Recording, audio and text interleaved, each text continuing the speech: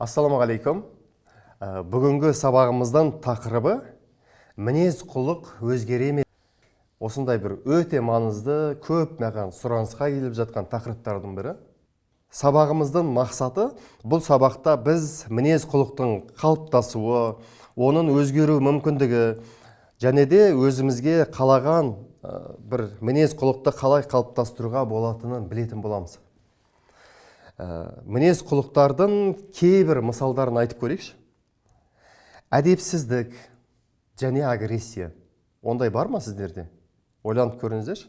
Шынымен де болды ғой. Бәріміздің басымыздан өткен нәрсе. Менің де басымнан болған нәрсе. Бұл әрекеттер қарым-қатынастарды бұзады, біріншіден.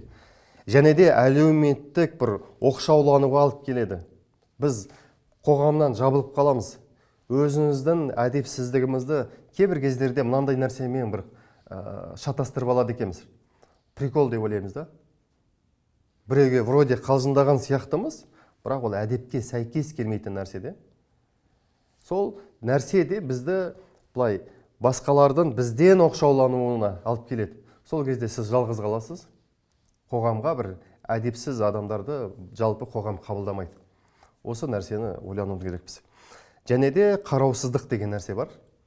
Қараусыздық дегеннің мағынасы маңызды міндеттер мен жауапкершіліктерді ескермеу. Өте маңызды нәрселер болса, қалай болса солай жүре береміз де жаңағыдай. Жауапкершілікті алу деген сөзден шығады екен түбірі.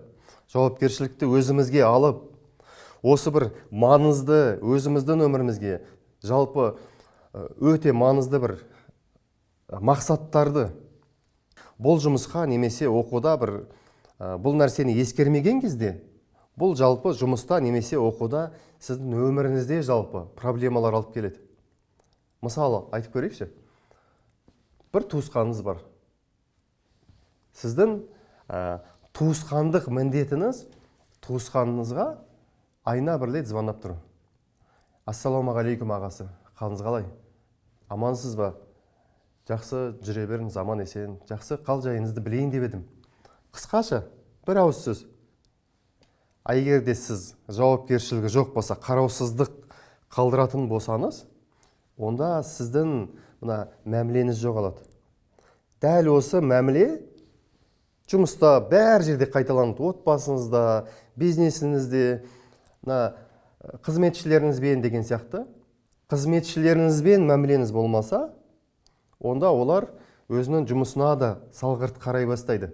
Біздің жұмысымыз, біздің басшымызға керек емес екен, онда бізге де керек емес деген сияқты мынандай ойды қалыптастырып кетеді. Сол үшін сіз бәріне де жауапты болуыңыз керексіз. Қараусыздық сонымен қатар адамдардың бір сезіміне нұқсан келтіріп, қарым-қатынастарда айтып өткенімдей бір дағдарыс тудырғызып жібереді. Осыны бір өте бір маңызды нәрсе деп айтуымыз керекпіз.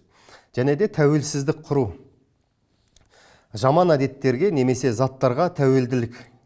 Келесі бір зиян деген бір әдеттердің бірі тәуелділік бұл.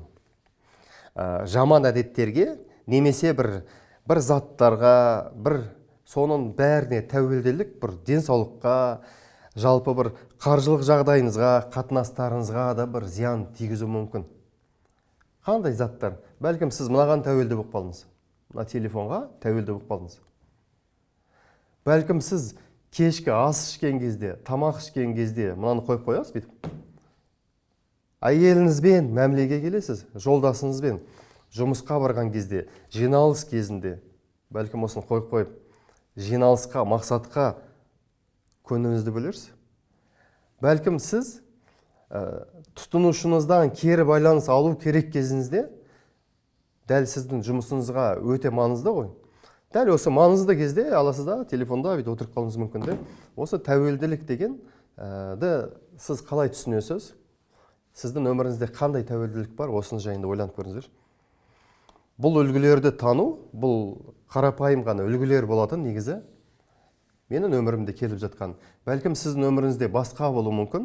Бұл үлгілерді тану, және де бір өзгерістерге ұмтылу, бұл даму мен бір тұлғалықтың өсуінің бірінші сатысы болады екен. Сіздің өзгерістерді тану. Бүгінгі сабақта біз не өтеміз? Мінезді қай уақытта қалыптастыруға болады? Өзіміз қалаған тұлғалардай мінезімізді қалай өзгертуге болады деген сияқты осындай бір маңызды тақырыптарды айтып өтейік. Мінез құлық деген адамның әрекет ету, ойлау, сезіну тәсілдерінің жиынтығы әртүрлі фактордардан тұрады. Негізі мінез құлық деген. Қазақта бір сөз бар, өзек деген. Орысша айтқанда стержень деп аталады. Бұл стержень деген жалпы бұл біздің мінез құлығымызды определять ететін бір өте маңызды факторлар. Біз мінез құлығымыз қандай болу керек десе, біз адал болу керекпіз, таза болу керекпіз, тәрбиелі болу керекпіз, мәдениетіміз жоғары болу керек. Әлеуметтік ортада жалпы өзімізді қалай ұстау керекпіз, соны біз білу керекпіз. Сол үшін де мінез құлық деген нәрсе ол өте маңызды. Және де оның ішіндегі ең маңыздысы әдеп екен. Әдеп деген жалпы бұл исламда да ең жоғарғы тұрады. Исламды жәнегі ғұламалар ең бірінші өздерінің әдептерін қалыптастырмаған екен де. Әдептерін қалыптастырғаннан кейін ары қарай өздері Құранды оқып, оны іздестіріп, одан кейін барып білімдерін дамытып, одан кейін барып оны таратқан екен де. Осы әдеп жайында Абу Насыр Әл-Фараби атамыз айтқанындай, тәрбиесіз берген білім адамзаттың қас жауы дейді екен де. Сол үшін ғұламалар не істейді екен? Ең бірінші осы мінез құлықтарын жөндеп алады екен, әдептерін реттеп алады екен. Содан кейін барып білімдерді алады екен де. Осы ең маңызды, ең бірінші адами құндылықтағы ең бірінші фактор. Мінезді қай уақытта қалыптастырады?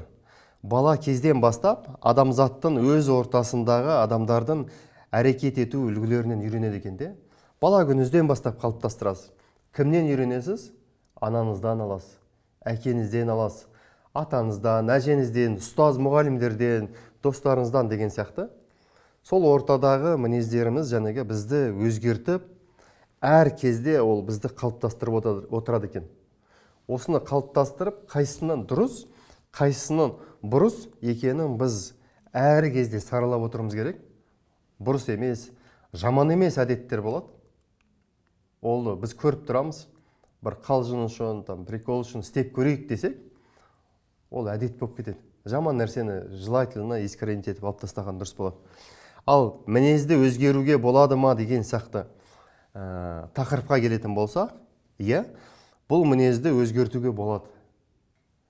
Тек қане бұл жерде сіздің ғана ішіңіздегі жанып тұрған от сияқты ниетіңіз болу керек. Сіздің ішіңізде ниетіңіз болмайтын болса, сіздің мінезіңізді Мұрат Төлеген өзгерте алмайды. Қандай ұстазға барыңыз, коучқа барыңыз, сіздің өз мінезіңізді тек қана өзіңіз өзгерте аласыз.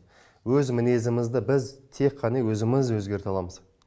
Өзгеріс үшін ең бірінші сатысы самопознание дейді, MBA-дің тілдерінде, қазақтың тілінде, жәнегі біздің берекелі бизнестің ішінде өз-өзіңді тану дейміз.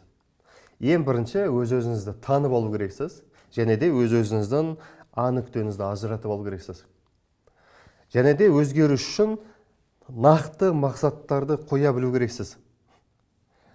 Және де үшіншісі оларға бір жету үшін қалай даму керекпін деген сияқты тек қана осы бір үш сатыдан тұрады. Орысша айтқан кезде самопознание, самоидентификация, саморазвитие дейді, 3S деп аталады. Қазақша өз-өзіңді тану, және де өз-өзіңді сәйкестендіру, өз-өзіңді дамыту. Өзіміз қалаған тұлғалардағы мінезді қалай жасасақ болады өзімізге? Ең біріншісі тек қана мақсаттар қою керек екенімізде өз-өзімізге. Өзіміздің бір бақылап жүрген тұлғамыздың бір мінездері болады. Соны қараймыз, соны зерттейміз. Реті келсе сол адаммен сөйлесеміз. Сол адамның өмірін қараймыз, өмір салты қандай екен. Бәлкім ол адамның өмірін алып қажет емес шығар. Бәлкім ол интернеттің артында мынандай әдемі болып жүргенімен жанына барып көріңіз, сөйлесіп көріңіз. Бәлкім оның өмірі быт шығар. Сіз оның өмірін қарап, сондай болғыңыз келмей қалуы мүмкін, мысал үшін. Бірақ кейбір адамдар бар. мына жақта қарайсың, интернетте әдемі, шынайы өмірде барып аралассаң өзгермеген ғой, дәл сол қалыпты әдемі. Қандай ол? Өте қарапайым болуы мүмкін. Бір сіздерге ықыласы қандай болса, отбасына да ықыласы сондай, ата-анасына да ықыласы сондай. Былайша айтқанда, екі жүзді емес, тұлғалығы өзгермейді. Шынайы, интернетте де шынайы, басқа жақта да шынайы, ойы бір қалыпты.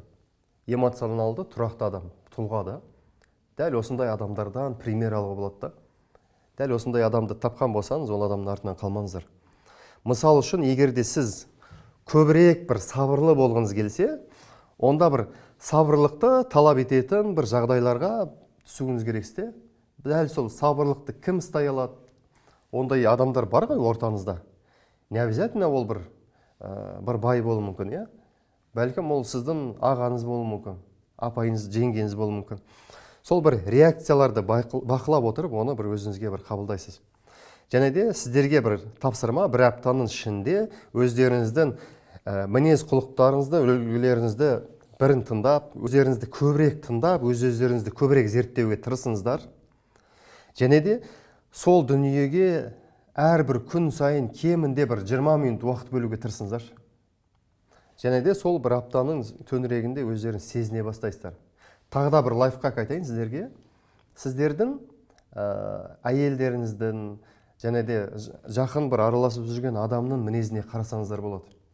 Ол адамның қандай мінезі сізге ұнамай жатыр? Қарап көріңізші. Дәл сол әйеліңіз ол сіздің айнаңыз. Дәл сол жаман мінез ол сізде бар. Дәл сол жаман мінез сізде бар. Әйеліңізде қандай жақсы мінез болса, дәл сол жақсы мінез сізде бар. Осындай бір лайфхак бар да. Оны біз көбінесе қабылдауымыз керек. Біз бәлкім кейбір адамдар келіспейтін шығар. Бұл менің жеке ойым, жеке пікірім. Алла тағала сіздерге берекетін берсін. Келесі сабақта кездескенше.